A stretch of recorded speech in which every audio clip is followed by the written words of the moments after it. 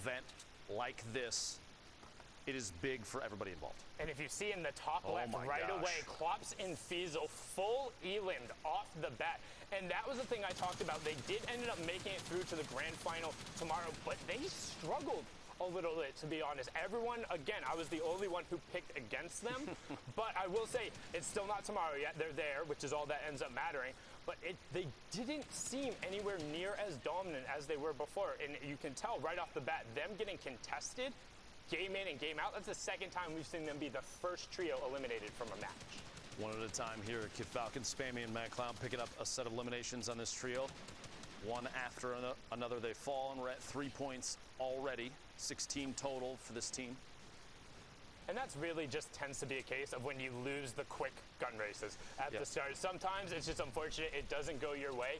Like you think, oh yeah, like I got attacked, that's great. But if 3 other people have rifles and you're out in the open, like no 60 maps tops, like they'll burn through that real quick. So it's just situationally getting the right gear at the start and then finding ways to either avoid or take the fight. But the GE boys cleaning that one up there.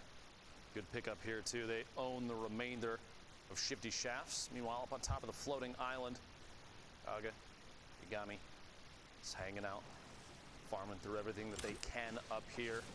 Not easy to jump off just yet, although it is a slightly, it's a tough spot, I'm just going to say, because they're up above the block, so you have a chance to take shots down and contest one of the most competitive drop spots typically, because the way that the block is designed, it's player-based, so from time to time, when it changes, it's almost a toss-up whether or not it's going to be good or bad. And right now, a number of teams across, I think, every region are planning on dropping block. I've seen things on Twitter, even going so far as DMs to say, hey, you dropping block, and admitting very clearly that it's going to be a contested drop for some of the more competitive players. So up here on top of the floating island, they have a chance to look down from above and take some shots. I don't think it's going to happen, though, because you don't want to give away your position. Even early game, if you ask to get shot at, by doing so, it's going to cause a problem. They do have a mech here, low light, bouncing around. Yaga might jump in with and continue this rotation. The third player still up on top of the block. Yagami's still up there.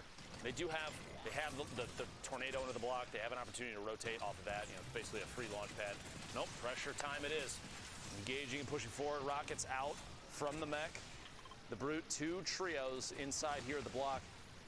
It would not surprise me if all 6 of these players, given the chance, just turn and beam this thing into the ground. Yeah, I mean, generally what you see in the trios format in particular, and even in solos, if there's a mech in play, everyone's like, no, you don't get that advantage. It needs to go right now. But right out the way, you can see that's 2 different 50 shield tags going through, and they're getting aggro, even getting close enough to try and get some stomps, and the shotgun damages. Ours gets picked up by that, and that is just a brutal way to go down.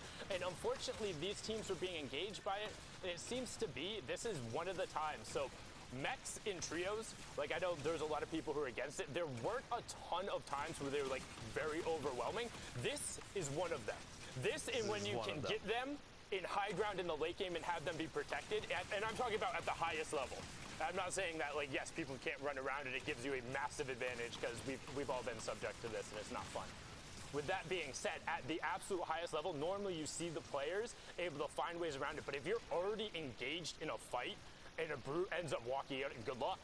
Like, you're not, what are you going to do? Stop fighting the people who are immediately against you? No, because they're not going to stop fighting. It's basically just, you're stuck with no good choices in that circumstance. Or some of the end game clips, I know Elocrats and Thomas did it in the late game, but they got 2 Brutes up on the high ground where everyone else was just boxed up and had to worry about transitions, and then they pulled zone. And it's just like, you don't play against that. Good luck. 4 eliminations. Low light, Gaga, Yagami now technically have both the island and the block. They pushed the remaining player. I believe just one made it away on rotation out to the southwest there.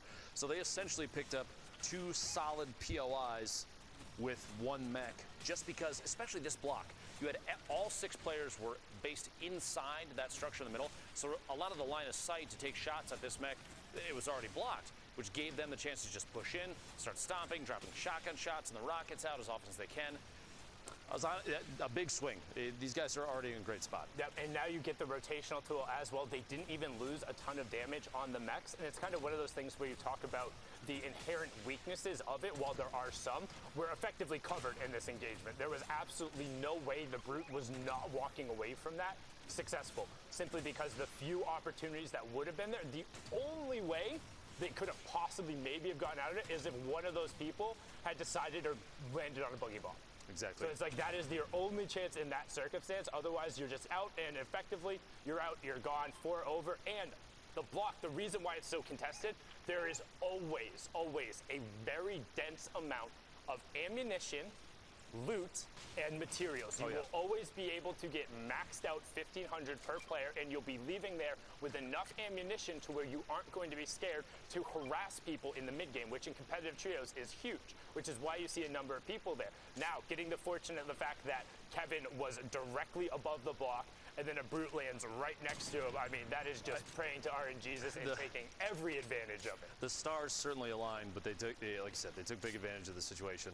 Ended up coming out there with 4 eliminations and basically everything else that they could need up to that point. I think there was a heavy snipe, which you see here, set up the top of Viking Village, taking a shot there, can't quite connect. 2 players, I believe Rampage is also with them up top there. The third, not even seeing on the minimap, just there we go, right on the screen right there, far north. Rotating across, still taking shots. These guys aren't going to challenge. You have a chance to maybe land a big hit from up here. That's not a Dr. Lupo snipe. You hit those. Imagine a knock from this distance. They might not be able to capitalize on it, but you're going to slow that team down. Somebody's got to go back, try and pick up the revive.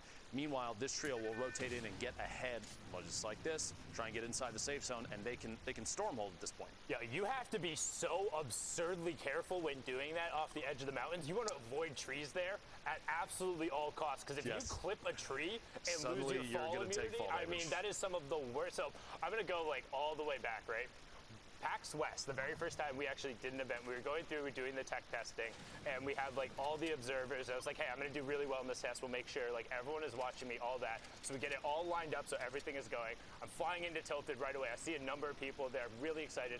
I clipped a tree right when I was going, lost my immunity, fell down. Very first person eliminated from the match. We had to actually scramble all of the tech and the tests we were doing to then look at somebody else. I had to explain to everyone why I was the first one that was out. So that was fun, but avoiding that, I know Ninja was a big fan of that tree as well a number of times. So I feel as though a number of players have shared that similar experience. Tim the Tatman especially. Meanwhile, pushing forward here, you have 2 players from a trio to the north already at that gas station. 1 is separated, which means if these 3 do run into them, I would not be surprised if aggression happens, especially a lead-off shot with that heavy snipe. A knock here on either one of those players. Abdullah all the way in the back. Nadia and Nasir still there, separated. And one thing about Siddig, M-Siddig, and Rampage, they were in the highlight video from week 5. They qualified through the automatic qualification, and they actually dropped me a DM saying, hey, watch out for us. We feel like we've been playing very good. Like, give us a shout out, because I promise we'll be there. Sitting on 61 points right now in the 6th game. They were in that top rank. Like, looks like we're going to be seeing them in the grand finals. And now hitting that snipe and being the aggressors here in the mid game. But notice how there is a team coming up behind them, and they're only covering one direction right now. They're looking right now. You see the arrows in your minimap down there. They're kind of jumping and rotating and checking to the left. They want to see if at some point there's a chance to find a shot. They'll eliminate the knockdown there. Pushing forward. It looks like a little bit of a weapon swap issue. Despop with that sniper rifle. Meanwhile, they are building up the explodes to try and drop any of the material that they can. Get inside the box, take the ramp, go for the swap, find the shotty shot, and can't quite connect. Sitting down to 92 HP, a little bit of a panic. The splashes right now might be the key, especially if you have a teammate nearby. Pick that up, get the siphon off of it. 90 eliminated. It is now an outnumbered situation here. Secure the walls and make sure you own every piece of the structure. Yeah, right here. Stack up, splash it. Gonna happen? Maybe, maybe not. Waiting for it. Okay, no, use the full instead first. There we go. Make sure you get every little bit of it. They want to maximize their efficiency. They did have the other player knocked and they haven't quite converted on it, so they should know that player is looking for the revive. They're trying to find him right now and building up for the height advantage, but they're kind of opt to knock it down. I think you should probably just try and chase and find it. Well, Shockwave a second ago, I believe, was from the opponent, trying to take that ultimate high ground. M-Siddig still going for the knockdown on the structure here. We'll see. Yep, Abdullah all the way up top right now. Trying to rotate away, it looks like. I think the conversion just went over for that Elim as well. He got knocked and did take full damage, and then will get the convert over right after the other one. So that's another 3 Elims going up to them, pushing them to 64 points, but 24 trios still remaining. The wall right at their back. You've got players flying across in front, the launch pad. This is kind of an interesting rotation. You have that trio basically separated from each other at this point. A player landing all the way on the north side next to that hill. You see him ducking around the outside now, making their way to the east to try and get inside safe zone. They do so. All inside now. Oh yeah, they're on driftboards. Okay, I was trying to figure out like how they came flying through right there, but able to get a couple shots. I mean, that can be very scary, rounding in front of a trio who is ready to take shots at you on a driftboard, but as long as you're able to clear enough space, people will generally trade shield tags for having a driftboard on the rotation, because more often than not in trios, somebody is carrying excess shields. Just with kind of how the loophole is right now, which is I'm a huge fan of, and the fact that trios really enables you to effectively always have at least 2 slots. I think the competitive player base as a whole is very appreciative of the number of shield restoring mechanics in the game right now. 123 builds in the inventory, 24 trios still remain. We have a minute 15 until we make our way to the 4th circle. It's like a far northeast push from where we currently are, the safe zone in the bottom right corner of your screen there. Making moves, the marks basically communicating what may or may not be the best call. They're going to build up for just a second. They've had pretty decently far storm rotations from them too, right? Like the zone hasn't been doing them a ton of favors, but meanwhile though, you remember that, I wonder how that mech team ended up doing, because everything ended up pulling towards north, so they should have just been set to be running wild, but haven't seen a ton from them. Their best bet, their best bet at this point may be to take, if they still have the mech, find a hill, build up around it, and protect it for late game. And that might be exactly what we're looking at right there. Yeah, in fact, minimap that's the same color as the team earlier that was on the island and dropped down into the block. So they are still up there. I'm assuming still with, actually, there's no mech on the minimap, so it may be gone now. Forward here. 18 seconds until this circle starts to push. Team up on the hill, they're gonna have to move soon. I'm assuming a launch pad of there's something up there. Otherwise they're waiting maybe a little too long to make movements at this point. Well, you can, as long as you're not on like the far side of that zone, you can outrun it, but that's just always terrifying. Like even this to me is a scary rotation, because you look at the number of old builds that are there. Luckily on the bottom of the map, you know, since you're marking the edge of the zone, there's only really like, well, they don't know this, but we know that there's only one team who's realistically in between there. But passing all of these old builds is terrifying. You can see the driftboard team on the purple coming in, as well as that other team who is on the high ground. Seems to be making a launch pad rotation since they are so high up and flying at a consistent speed. But as that circle is encroaching, expect Siddig, M-Siddig, and Rampage to run into a little bit. Oh, here they are, boxed up in the mech. They do still have the mech. They do still have the mech inside the zone now. No reason to leave that just yet. Basically gonna wait for an opportunity to drop some rockets. That's exactly what they're doing. The shield bubble enough to save that team over there, but it doesn't last forever. We'll have to see if they opt to take more shots in a second. Meanwhile, very aggressive push in the top left here, making their way inside, owning the box, and Monksy goes down. Elimination there, putting them at 4 total, 65 points right now. You have to remember, top 15 placement. So when placement points start to come into place, we still have a handful, 8 more teams, 8 more trios need to go down before that even becomes a thing. Yeah, I mean, it's just so much so to get there. You can see Monksy was the solo pushing us into top 23 duos, so only 5 trios have actually dropped over the course, and it's 9th through 12th. We'll be getting that first round of placement points, 5th through 8th getting the next, 3rd and 4th will receive one, and then 2nd gets a bump. So honestly, to me, 2nd place, it feels like a little bit better in the trios format when you get there, but at the same time, it makes that final fight just that much more important. Always being a 4-point swing, like, yeah, you get the bonus because you were in 2nd place, but you know it could have always been that much more. And right now, these guys have priority on the near side of the zone, but there's a number of teams who pulled slightly better into some great dinks right there. You can see the headshot go through, but not a full shield break, only getting the 62 and then an immediate cover from the teammate. Look at the next safe zone too. A large portion of it is centered over the water, which if you get caught out there, low builds or no builds, it's gonna be like shooting fish in a barrel. The fact that you have to jump and hop slowly across the water, you don't run nearly as fast. You're basically exposed. It's going to be a tough spot if there's anybody over there. I would expect that northeast side and the west side are going to be completely chock full of teams. Players are going to try and avoid minus whoever that is in the bottom right, the southeast side of the next safe zone. They're just going to own that right now. There's no need to move too far. They're even on the slowest edge of the circle. They can just kind of wait and see who may make their way down the hills in towards this river. So in particular, because this is zone 4, which means zone 5, the next one is going to be the half in, half out. Yep. So you don't want to be central on the next zone. When this one closes, you're banking on it being on the outside edge.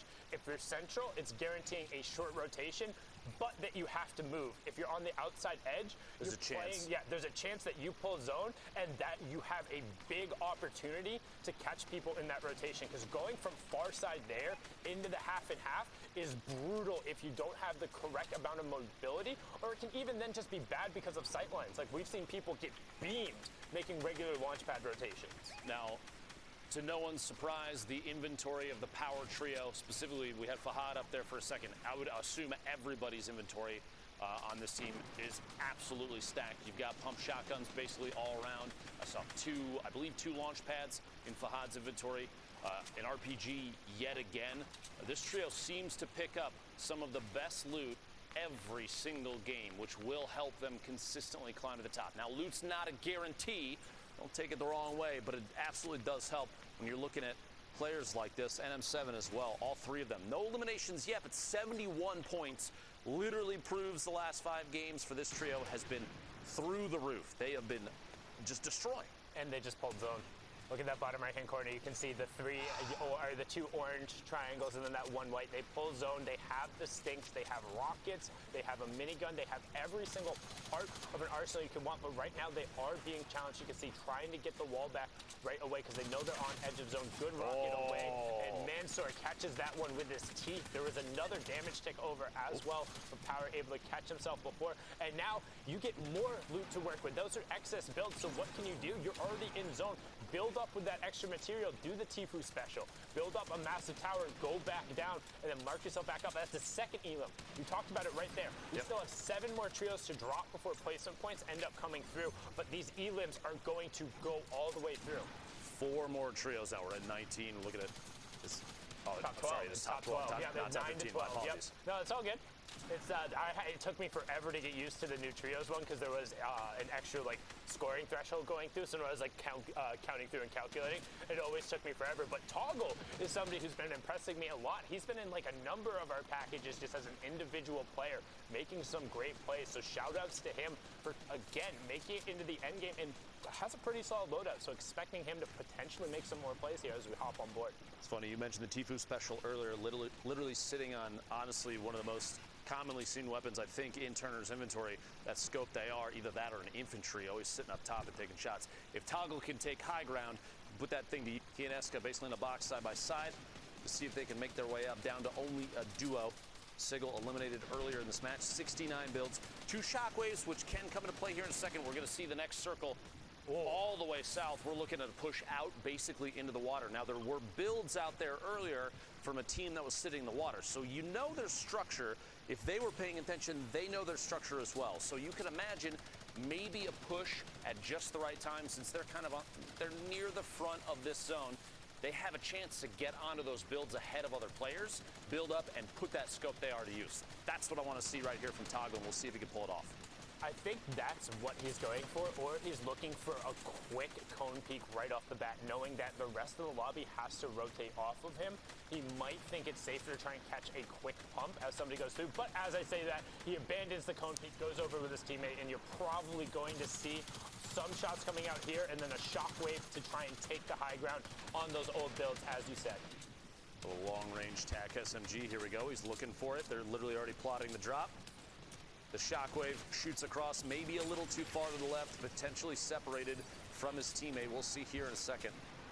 Go on. Down to the bottom right, yep. Now's the time to build up. He has a chance to take the front of this zone. It looks like that's exactly what he's doing.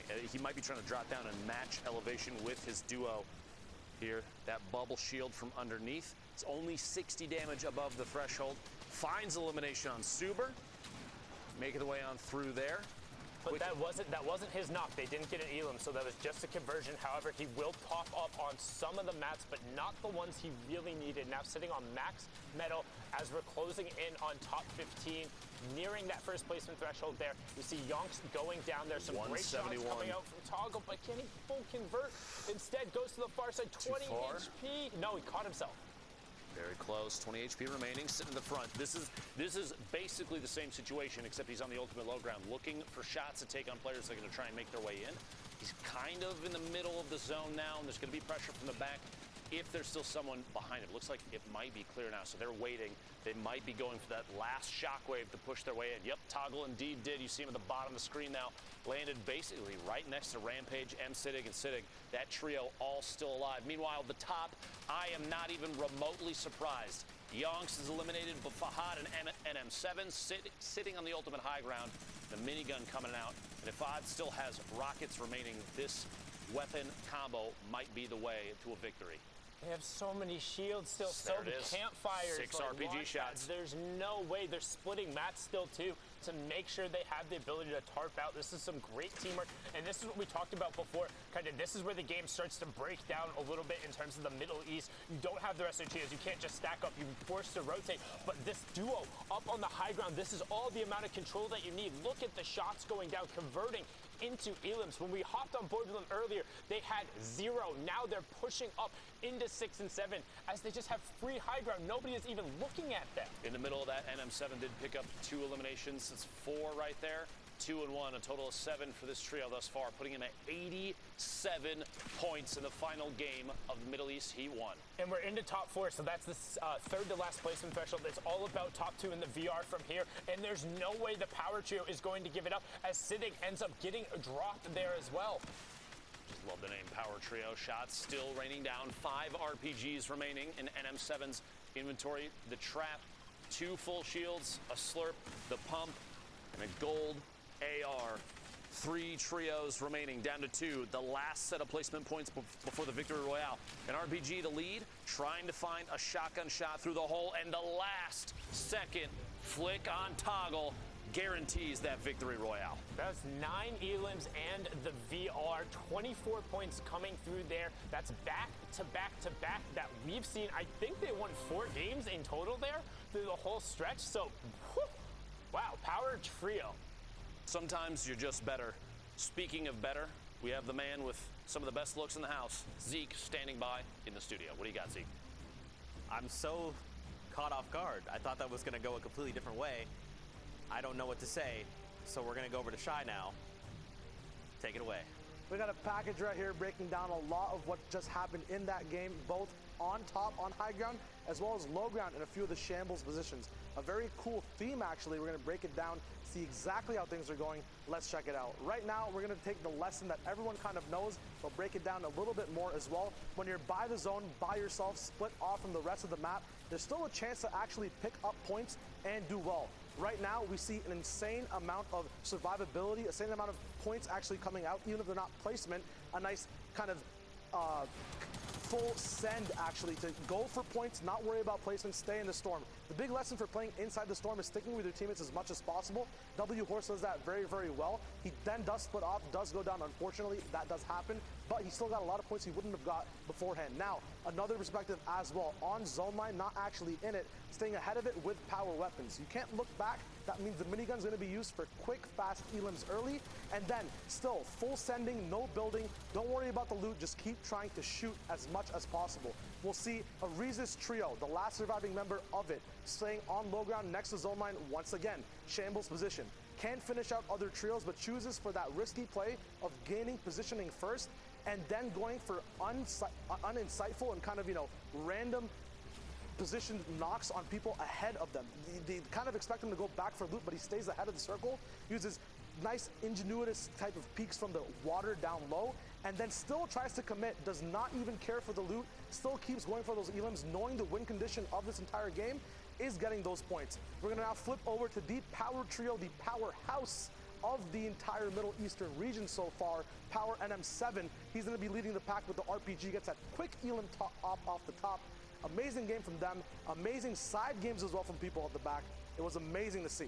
Man, this trio is very quickly making their way into my heart for being a favorite. We'll take a look. Now remember, these are the results from this morning coming out of heat number 1. So FHD, and I think I was corrected, it's Fahad, I believe. We will double check, but Fahad/FHD, Yonks, and NM7 are leading the pack by a pretty significant margin. Don't forget, everyone here has qualified going on through.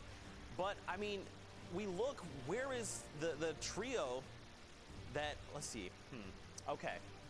I like this trio. Do we figured out what this is? Is it Siddig? I'm pretty sure it's Siddig, yeah. I like it, okay. This is my second trio. Now don't forget, Klops, Fiesel, they're still somewhere to be found. We'll catch up with them in their heats. But what do you think so far, man? I mean, I'm very impressed coming out of the Middle East. I mean, this is relatively a new region in the competitive format, and it's really cool to just kind of see how they play, like what their style of Fortnite is heading into these kind of qualifiers. Well, the biggest thing I've seen is the utilization of different types of metagames and tactics. You have the power boys who play and use everything for the actual end game, which is really nice, right? You see shockwaves coming down all the way at the end. You see a lot of their utility used at the end. But then you have Rampage doing exactly what his name says. Rampaging forward mid-game, shockwaves, stinks, explosions, everything in his inventory. He's sometimes down to just a tactical shotgun. I don't know if he's dropping his ARs, but it's all used mid-game. That's where they get the majority of their points. So it's really cool to see different things go on the leaderboards in different placements,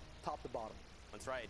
I mean, don't forget, guys, there is 7 regions playing here in Grand Finals. I know we all want to watch MMB, of course we do, but don't forget there's other regions that also have been working incredibly hard to make it here and want to be crowned season champions. But Fortnite fam, with that, we're gonna hop back into games. This is heat number 2, game number 4, and we're back with Dr. Lupo and Sundown.